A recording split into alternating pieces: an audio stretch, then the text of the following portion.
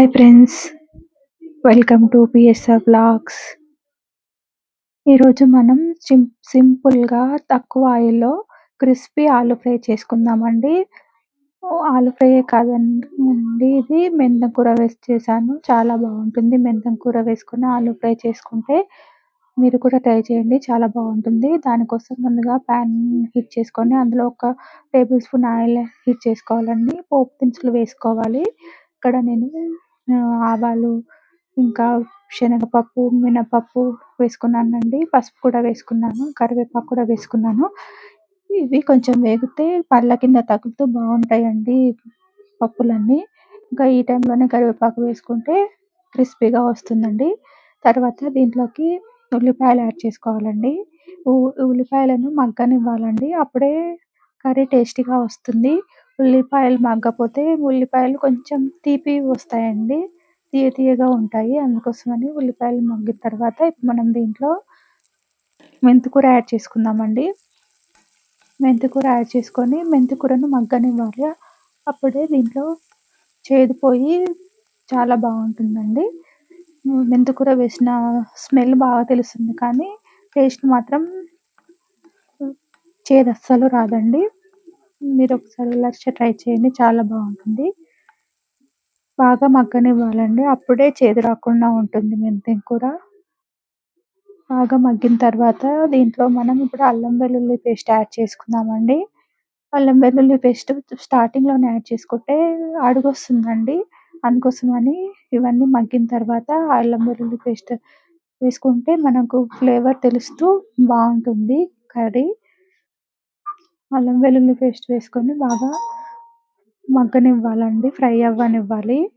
Fry అయిన తర్వాత ఇప్పుడు మనం దీంట్లో కట్ చేసి పెట్టుకున్న ఆ పొటాటో ముక్కలు ఉంటాయి కదా, అవి వేసుకోవాలండి.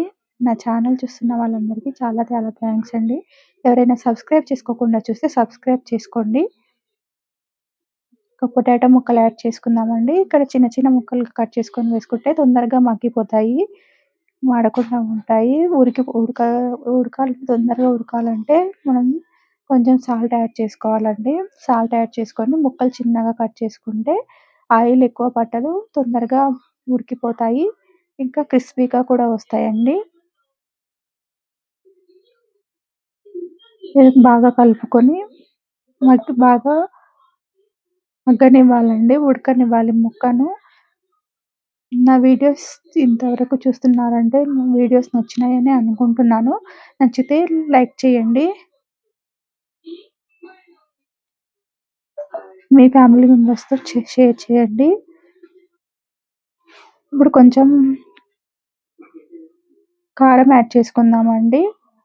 నేను ఇక్కడ కొంచెమే వేసాను, ఇది పిల్లల కోసం చేస్తున్నాను కాబట్టి తక్కువ వేసుకున్నాను. మీరు తినే కారాన్ని బట్టి కారాన్ని యాడ్ చేసుకోండి.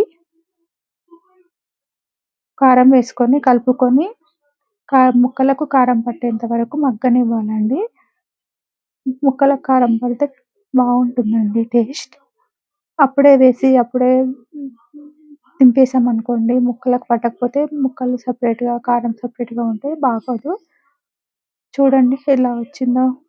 కొంచెం ఆయిల్ యూజ్ చేసినా కూడా విడివిడిగా చాలా బాగా వచ్చింది, క్రిస్పీగా కూడా ఉంది. ఇప్పుడు దీంట్లో మనం కొంచెం గరం మసాలా, ఇంకా కొంచెం పల్లి పౌడర్ యాడ్ చేసుకోవాలండి. పల్లి పౌడర్ ప్లేస్లో మీరు కొబ్బరి పౌడర్ కూడా యాడ్ చేసుకోవచ్చండి, ఏది యాడ్ చేసుకున్నా బాగుంటుంది. పొడి పొడిగా క్రిస్పీగా చాలా టేస్టీగా ఉంటుందండి. మీరు కూడా ట్రై చేయండి. చాలా థ్యాంక్స్ అండి నా వీడియోని ఇప్పటి వరకు చూస్తున్నందుకు. మీ వీడియో మీకు నచ్చిందని అనుకుంటున్నాను. లైక్ చేయండి, షేర్ చేయండి.